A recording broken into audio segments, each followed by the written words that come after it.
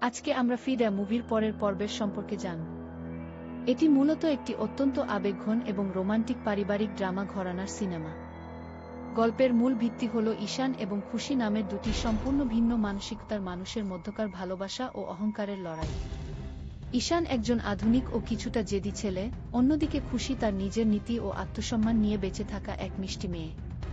প্রারম্ভিক দেখাতেই তাদের মধ্যে ভালো লাগা তৈরি হলেও ছোটখাটো কিছু ভুল বোঝাবুঝি ও অহংকারের কারণে তাদের সম্পর্ক ভেঙে যাওয়ার উপক্রম হয়। এরপর শুরু হয় একে অপরকে ভুল প্রমাণ করার এক মনস্তাত্ত্বিক যুদ্ধ। কিন্তু একে অপরের থেকে দূরে গিয়েও তারা বুঝতে পারে যে তাদের ভালোবাসা কতটা গভীর ছিল। দীর্ঘ বিচ্ছেদ, পারিবারিক টানাপোড়েন এবং নিজেদের ভেতরের অহংকারকে বিসর্জন দিয়ে কিভাবে তারা আবার এক হয়, সেই মিষ্টি ও আবেগী গল্পই এখানে বলা হয়েছে।